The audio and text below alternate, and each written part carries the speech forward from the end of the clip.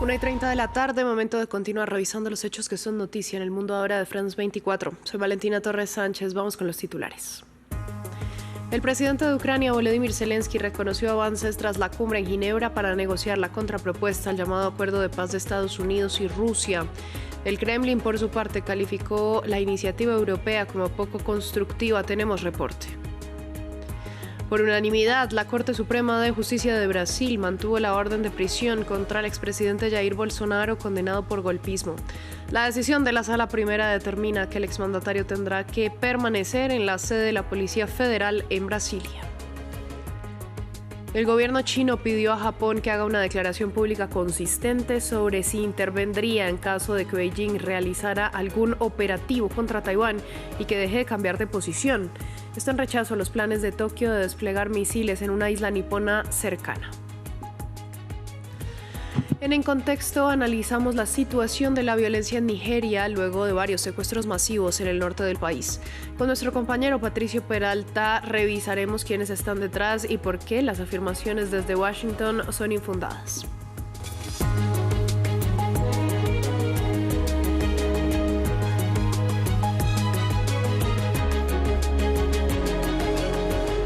Comenzamos hablando de la guerra en Ucrania porque el presidente Volodymyr Zelensky aseguró que hubo progresos en las negociaciones, pero falta más. Esto en medio de las conversaciones sobre una contrapropuesta al llamado Plan de Paz de Estados Unidos y Rusia para acabar con la guerra. El mandatario ucraniano indicó que seguirá trabajando con Washington y sus aliados en compromisos que lo fortalezcan y no que lo debiliten.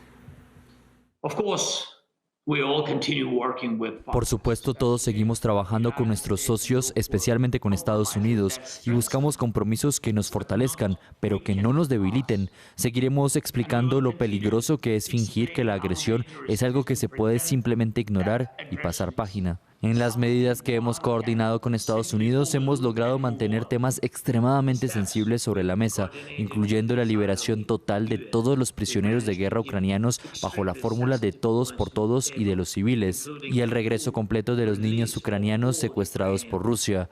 Estos son pasos importantes, pero para lograr una paz verdadera se necesita mucho más. Por su parte, el Kremlin se pronunció, dijo que no le sirve la contrapropuesta en la que Zelensky trabaja con Europa. Previamente desde Kiev, nuestra enviada especial Catalina Gómez Ángel nos amplió sobre las palabras del presidente Zelensky. Bueno, era un mensaje no solamente a los ucranianos que están todo el tiempo atentos a lo que pueda pasar en Ginebra. Hay una gran expectativa en el país, pero sobre todo era un mensaje a sus aliados y a sus aliados europeos, y de ahí que haya hecho tanto énfasis en esa integridad de Europa que la ha mantenido unida después de la Segunda Guerra Mundial. Él dice que hay que recordar esos principios de que las fronteras no pueden ser modificadas por la fuerza, y hay que recordar que en ese primer borrador que entregó Estados Unidos a Ucrania con esos 28 puntos la semana pasada, uno de los temas más controvertidos y que más pánico causaron dentro de los ucranianos fue que Ucrania tuviera que ceder esos territorios de esa región conocida como el Donbass, que todavía tienen su control, que no ha perdido en la guerra, pero que allí estaría estipulado que tenía que entregarlo para que Rusia lo gobernara de facto.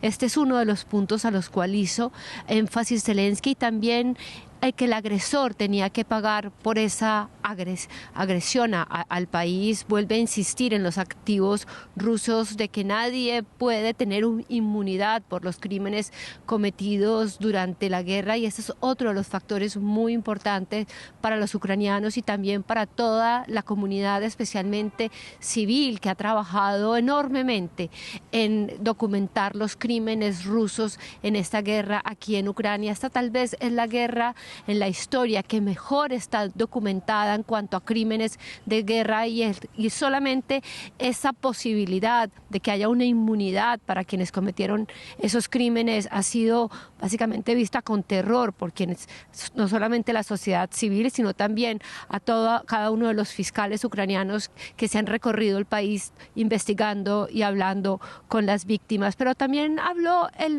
quien es el portavoz del Parlamento ucraniano, también sentando esas líneas rojas para Ucrania, y vuelve a hablar de que no se reconocerá legalmente al invasor. Esa es una de las líneas rojas, que hay que respetar la constitución ucraniana, que no hay un veto a Ucrania para escoger su futuro. Y es que recordemos que en ese también primer borrador se hablaba de que habría que modificar la constitución para que Ucrania no perteneciera a la OTAN, otro de los puntos que es imposible de aceptar para la mayoría de los ucranianos. Con el telón de fondo de la guerra a las puertas de Europa, Emmanuel Macron podría anunciar en los próximos días la instauración de un servicio militar voluntario en Francia, un proyecto que se lleva estudiando desde hace varios meses. Tenemos los detalles. Suspendido desde 1997, el servicio militar podría volver pronto a Francia. En un contexto de fuertes tensiones mundiales, la idea lleva varios meses gestándose y se ha concretado en los últimos días. Primero fueron las controvertidas declaraciones del jefe del Estado Mayor el pasado martes, cuando el general Fabien Mondon afirmó que Francia debe aceptar perder hijos para responder al aumento de los peligros en el continente europeo. Luego el domingo, durante su viaje al G20 en Sudáfrica, el presidente francés remachó el clavo. Emmanuel Macron confirmó que estaba considerando instituir un servicio militar voluntario al tiempo que reiteraba su confianza en el general Mondon. Pero yo no cederé al espíritu de derrota, al declive generalizado. Creo que Francia debe seguir siendo una nación fuerte, con un ejército fuerte, pero también con capacidad de reacción colectiva. Es decir, que todos nosotros, en el momento que vivimos, nos enfrentamos a los riesgos contemporáneos, con la necesidad de ser conscientes de estos riesgos geopolíticos y mantenernos unidos. Eso es todo, pero hago un llamamiento a la unidad. Una nación unida capaz de resistir y movilizarse. La idea ya había sido evocada por Emmanuel Macron en su declaración a las fuerzas militares en vísperas del desfile del 14 de julio en los Campos Elíseos. Más de 4 meses después, el mandatario francés parece haber aceptado la retirada de Estados Unidos, mientras que el plan de paz estadounidense para poner fin a la guerra en Ucrania no ofrece garantías suficientes para instaurar una paz duradera. Emmanuel Macron podría hacer anuncios este jueves para precisar los contornos de su proyecto. Según los diferentes escenarios planteados, se podría restablecer un servicio voluntario de 10 meses y reclutar entre 10.000 y 50.000 personas cada año de aquí a 2035, con el fin de reforzar la cohesión nacional y crear una reserva de personas movilizables en caso de crisis.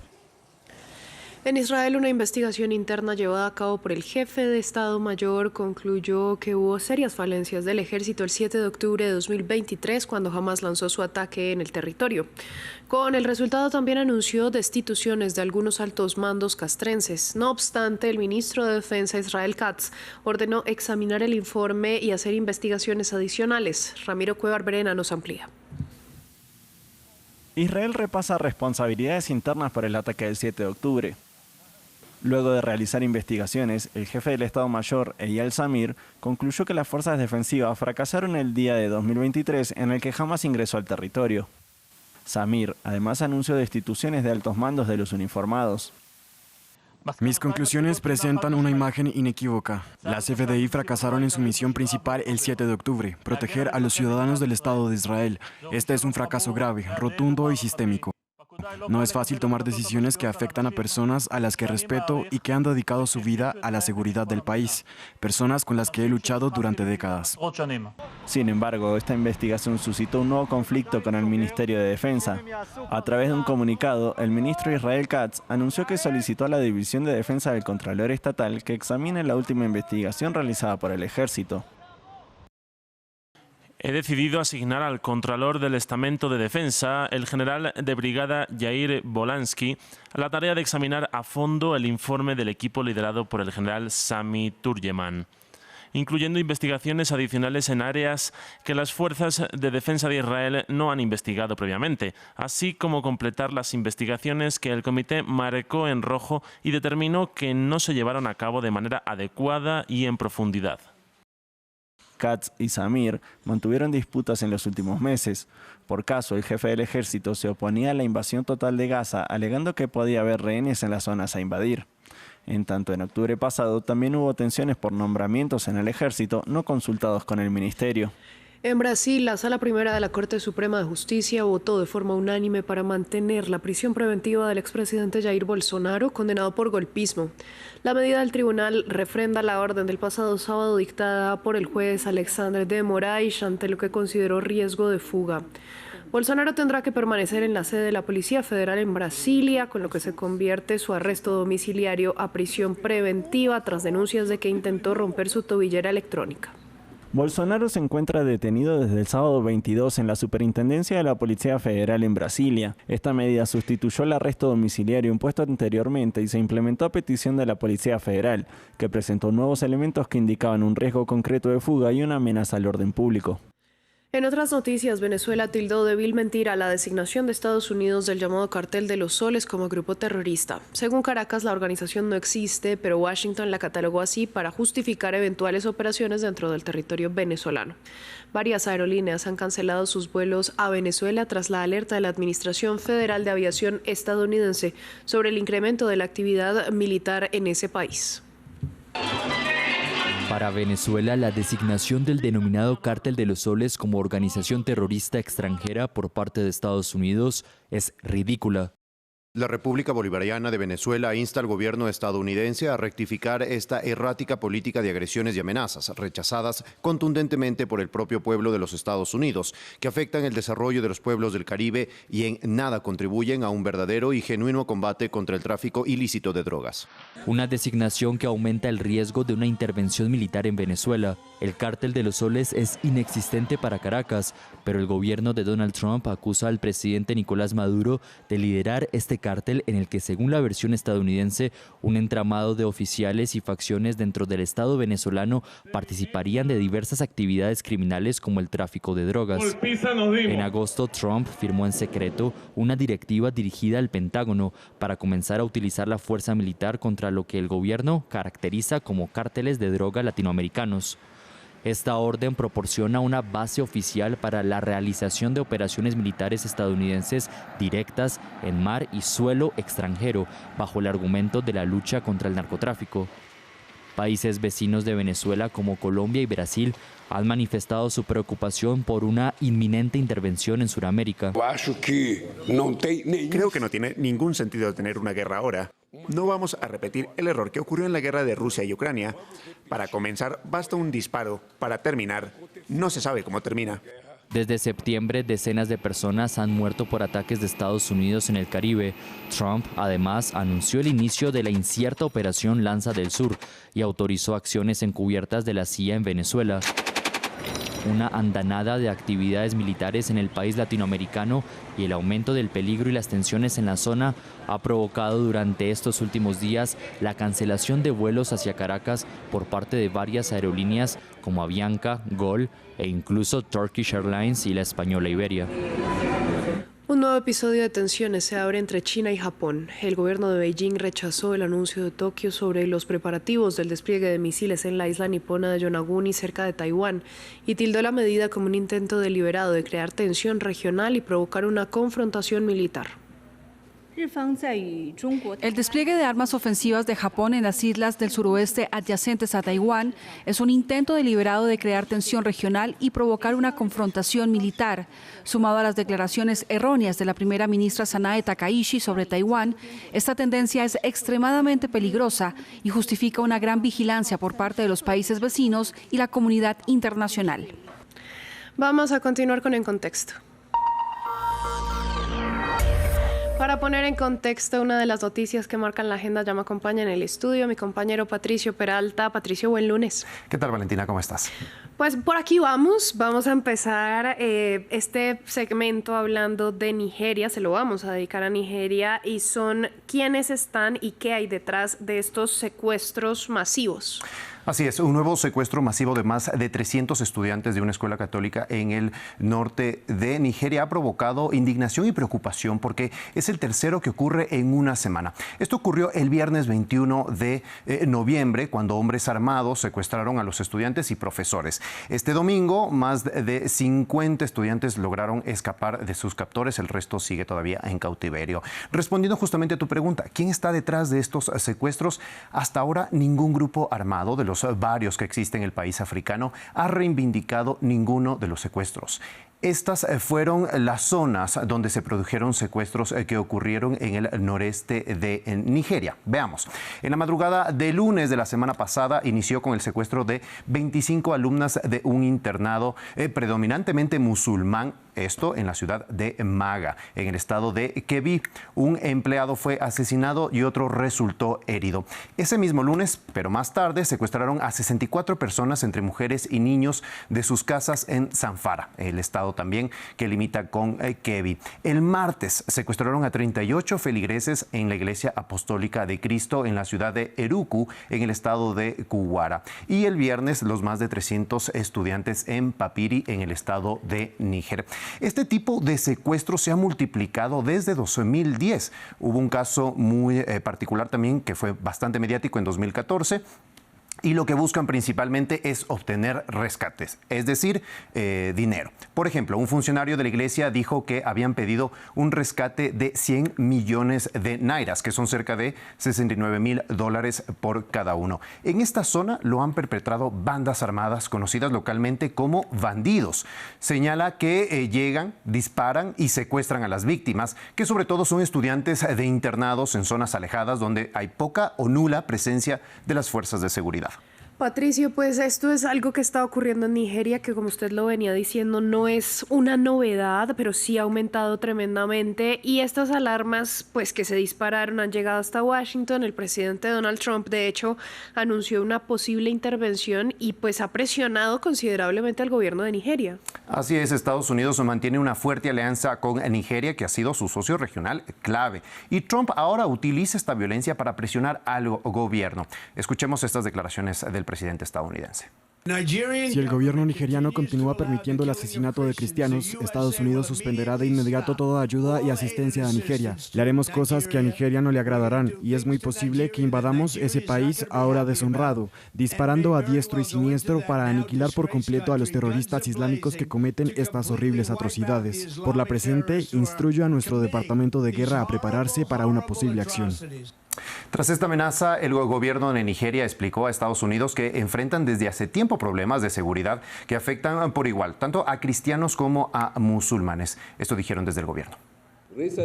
Las recientes afirmaciones externas que sugieren persecuciones religiosas sistémicas en Nigeria son infundadas. La reciente designación de Nigeria como país de especial preocupación, basada en especulaciones sobre persecuciones religiosas, es fundamentalmente errónea.